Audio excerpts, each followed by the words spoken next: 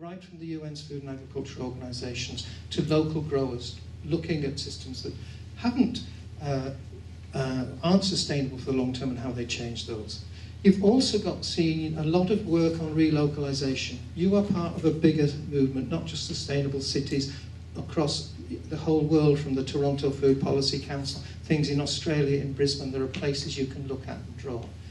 And we're also looking at shortening supply chains, both for security and also for ecological and other reasons. And as you said, increasing local power over food systems so that you maintain an economy and not the money from that food system doesn't disappear off elsewhere. Next. When we in the Food Ethics Council had an inquiry into food and fairness a few years ago, because we thought a lot of attention was being paid to the health aspects of food and to the environmental, but not enough to the conditions of the people who produce and work in our food system, we decided a good way of thinking about things is thinking about fair shares, fair play and fair say throughout that system.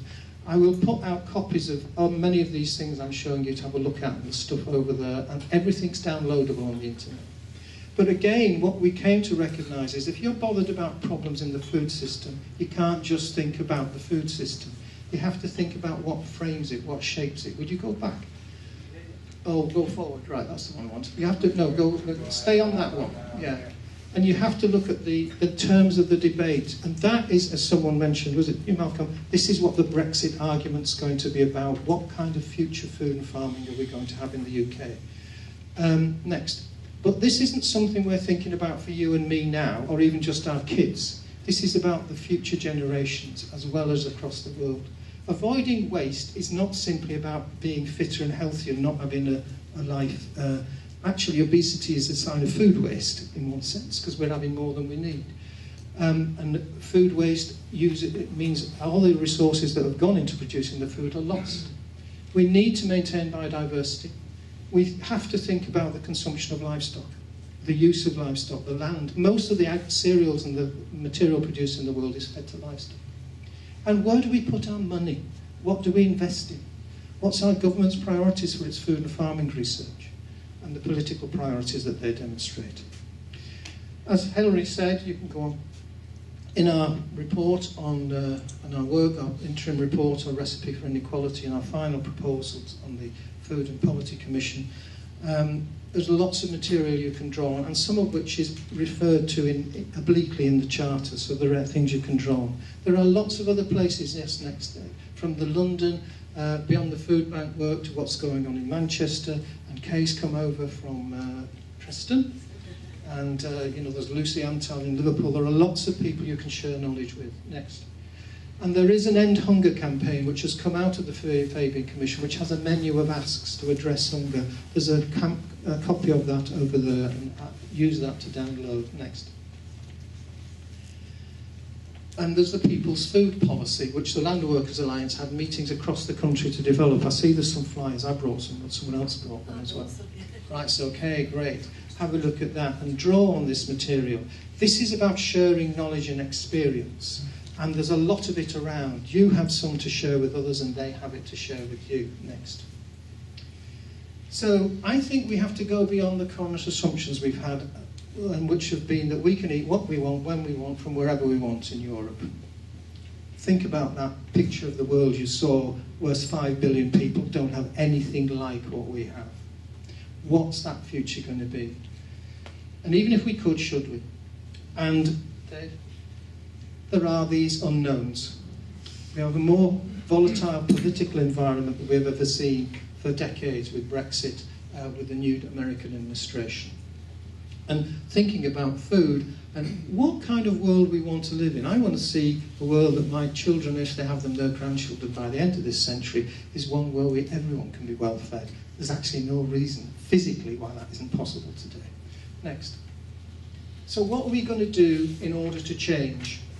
Well, I think you have to think about the leverage points. And there's a wonderful book called Thinking in Systems by Donella Meadows, who wrote it just before she died, and someone finished the manuscript. She was the lead author of Limits to Growth. A few of you may be old enough to remember that coming out, not many of you. In the 70s, looking 40 years ahead.